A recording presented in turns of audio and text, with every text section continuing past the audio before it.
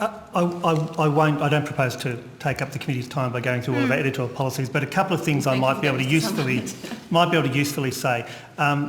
First of all, I'm more than happy to take on notice and provide to you, Senator, a fair amount of detail on where you can find very easy to access our editorial policies, our guidance, a whole wealth of information about how we approach these issues, and then if there are more specific questions you have, I can take them. But in relation to that, there are a couple of points I do need to make at the offset in relation to your opening comments.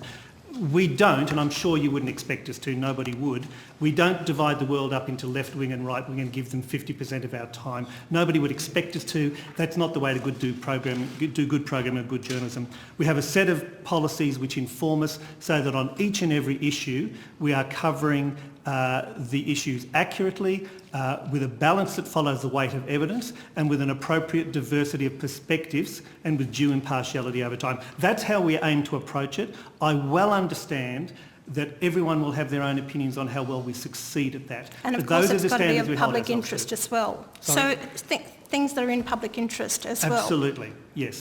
We cover the matters. Then you might like to explain to me then why was One Nation targeted in the Four Corners interview and also in the 7:30 report just recently. Does it look like you broke the law? You have actually... Because you seem to have broken the law. Excuse me, I'm asking questions. Senator Hanson. It's not targeting, it's journalism. Senator Hanson and Senator Ludlam, other senators here were heard in silence when they were asking questions this evening.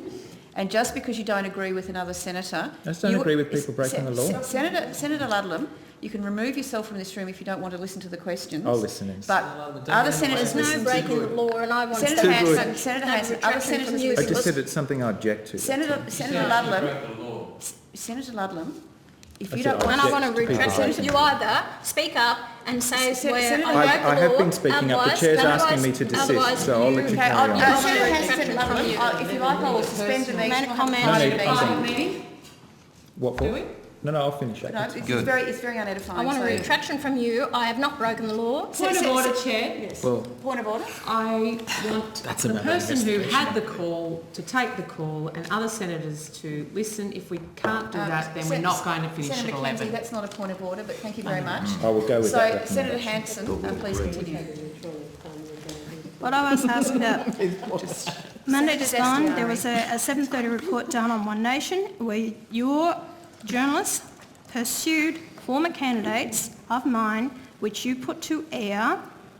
You also, to have a balanced story, we, from our Michael Pucci from our office, agreed to do the interview so it would be a balanced story. You never put one part of his conversation or his interview to air. You showed a photo and I think it was a bit of a tape. You never put that to air. That was not a balanced story.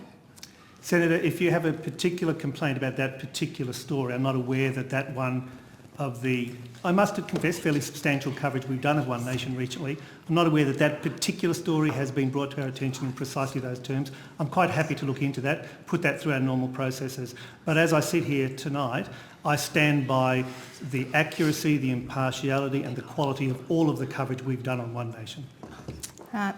The Andrew Probyn went on your Insiders one morning and made a comment in reference to myself that I was actually going to be travelling overseas to a country. Can you advise what has happened with that?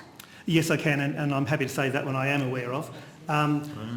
The situation was that Mr Probyn made those comments innocently and not believing that he was betraying any confidences whatsoever, and I don't believe that he actually was based on the information available to us. I understand that it caused you concern and that the trip was cancelled. We've had no advice from the Department of Defence that the cancellation or postponement of that trip was in any way connected with those comments. Nothing has been provided to us on that front. Nonetheless, I am aware of the fact that Mr Probyn, after that story went to air, after his comments went to air, when he was made aware of the fact that your party was concerned by them, I understand he did get in touch with your party and indicate regret if it caused any concern, but reiterated that at no stage was it intended to undermine the trip or intended to do anything inappropriate. One last question, Chair. The wages of the